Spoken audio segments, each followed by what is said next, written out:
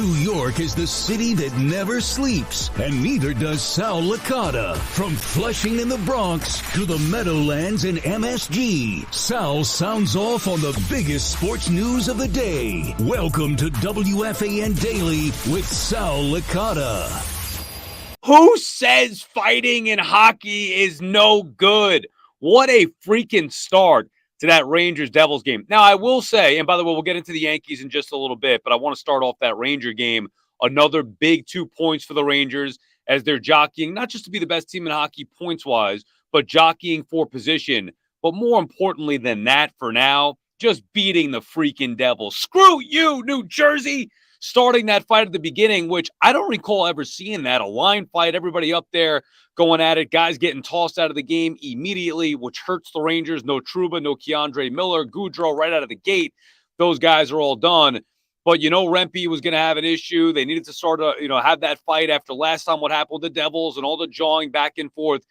That, to me, was at least a legitimate reason for fighting in hockey. Not that you needed everybody on the ice to fight, and I know the NHL wants to prevent that, which is why everybody did get tossed from the game. But I have no issue with the original fight. They took issue, the Devils did last time, with Rempe's dirty hit. They called it a dirty hit. He ended up getting suspended for it, and you knew that there were going to be fisticuffs, and it happened right out of the gate, and that's fine. Good old-fashioned hockey fight, which was necessary to kind of put that thing to bed. And then the Rangers go out there and play a heck of a game yet again, even with the Devils coming back in the game and taking the lead. Rangers, the comeback kids, another comeback win for them.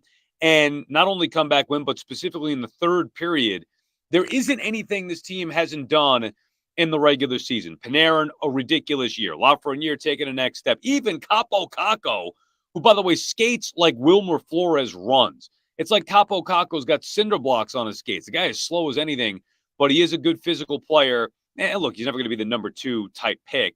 Or live up to that hype of being a number 2 pick. But it was nice to see him get that breakaway and snipe one in, and the Rangers come back again. Now, the issue with the Rangers, okay, couple of things, not even an issue. There's great excitement. And for me, I know it's nuts, but I believe in this type stuff. Like 30 years ago, the Rangers won the Cup. The symmetry of the 30 years, 1994, here we are in 2024. Now, I said the same thing in 2014, but I'm going to say it again in 2024. I like the symmetry of it that it's been 30 years. Also, when you talk about the seeding with the Rangers and where they could end up here, there's a chance it could be Rangers-Islanders again in the first round, just like it was in 1994. Now, the difference is this Rangers team is not as good as that 94 team, and the Islanders team is dangerous. There would be a nice little battle there. And for the Rangers to actually go out there and win the Cup. Now, again, who the hell knows? So much could happen in the final 6 games or whatever it may be here down the stretch.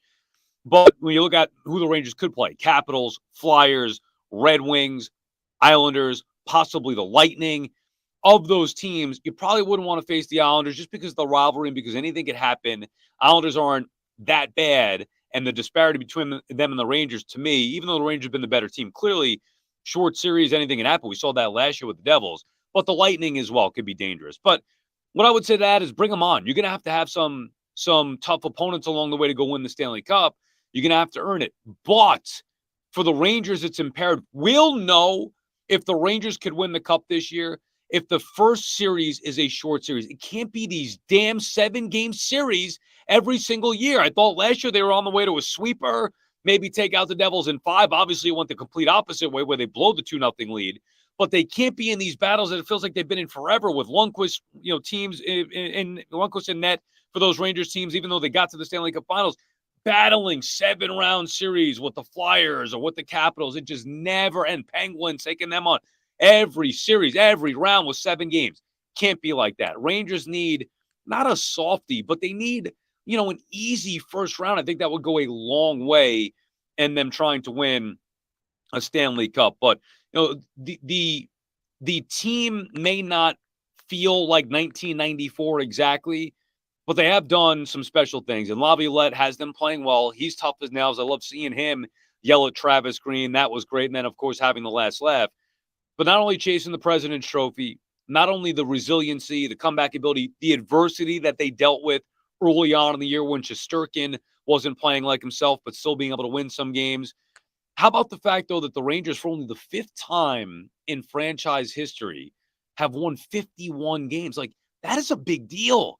They've been around for a long time. When you do something you've only done 5 times in franchise history, that is a big deal. So it was an exciting win, fun game to watch right out of the gate with the fighting, and good to see the Rangers prevail and beat the Devils and get an important 2 points, because at this point you don't want to be in limbo there. You want to get that you want to get that President's Trophy and have that top seed in the Eastern Conference and take on whoever's the lowest wild card. You don't want to be messing around in the first round, even though the Islanders could be scary. Who knows if they'll even get there? You don't want to be messing around with Tampa Bay out of the gate. Not so fast. Now, for the Yankees, man, it has been a wild day. I can't wait for Friday when BT and I will be out there at the stadium doing the game live, doing the show live ahead of the game, opening day or opening, day at Yankee Stadium, the home opener for the Yanks. But think about how significant this start is for the Yanks. 6-1 road trip. And if you could nitpick, right, the only couple things you'd be like, well, starting pitching, not great. Well, Rodon was really good today. I know he gave up a couple of homers, but overall, Rodon's stuff looked good. He looks like a different pitcher this year than he did a year ago. And I think that there were encouraging signs with Rodon. Oh, you want to nitpick and say, well, Judge hasn't gotten going yet. Aaron Judge is officially on the board. His first home run of the year, another RBI double. So if you were concerned about Judge, and you really shouldn't have been, like, the only issue with Judge has always been health. If he's healthy, he's going to produce. If you want to tell me that maybe he wasn't 100% healthy, he still might not be 100% healthy, but he's in there. Yankees are winning, and now Judge tacks on with his first home run of the year. And just the way that the Yankees were able to win that game, coming back. And by the way, Torey Lovello, what an idiot. I don't care if he took his team to the World Series a year ago. How do you ever put yourself in a spot with the universal DH now that you end the game with a freaking pitcher hitting with the bases loaded? Credit to Aaron Boone. He did the no-brainer move. I'd hope my mother would have made that move. So it's not like Boone is some brilliant man, but he made the move he had to make. And, the Yankees obviously won, not because of that, but they won in part because, Lovello needs his head examined. I don't know how you put yourself in that spot where you take the DH out of it, knowing that there is a slim chance you may need that spot coming back up.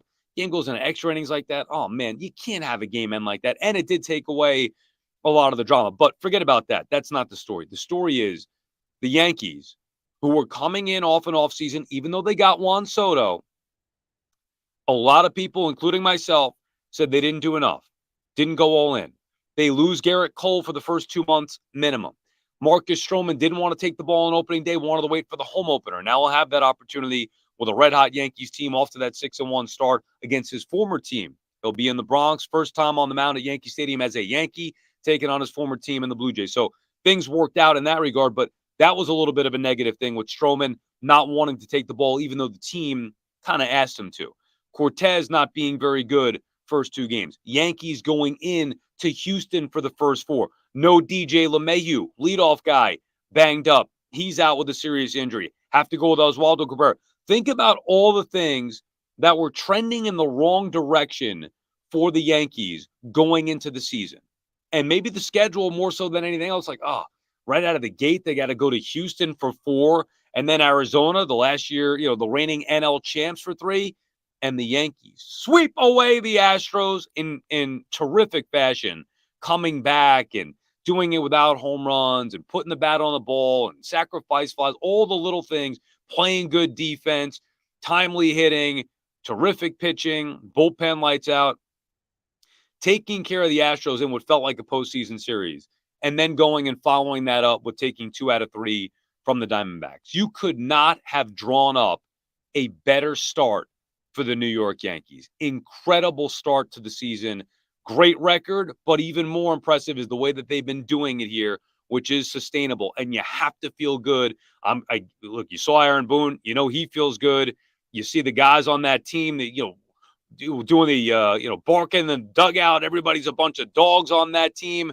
Everybody's feeling good about the Yankees before they even put on the actual pinstripes in 2024 and set foot at Yankee Stadium for their first game of the year. It is going to be electric on Friday. Soto taking his first at bat, Soto getting the roll call. Now, truth be told, I'm not a fan of the roll call. I think it's stupid. Sue me. I don't care. Grew up a Met fan, hated that thing. And even if you take the fandom out of it, I just think it's so stupid. But it's the Yankees thing, whatever. And it will be special for Juan Soto getting his first roll call. But more importantly, his first at bat in Yankee Stadium as a Yankee, guaranteed to get, tremendous cheers.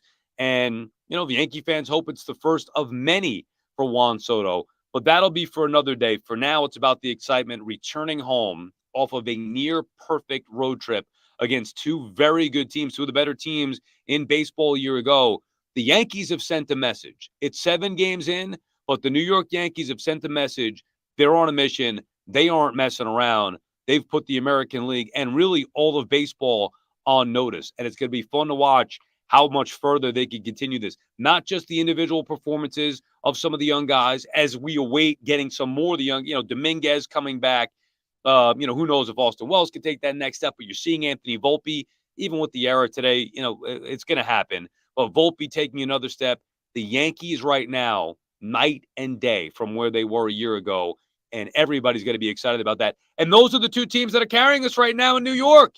Rangers, legit chance to win Lord Stanley's Cup, first time in 30 years, 30-year anniversary befitting. And the Yankees haven't been to or won a World Series since 2009. It's way early, but the early signs are good. Now, the other teams in town, they're the ones that need to pick it up a little bit. Knicks, we'll get into them too as we get closer to the postseason. Unfortunately, the injuries took a toll on them. Imagine if we had the Knicks, Rangers, and Yankees going like this. New York is back up.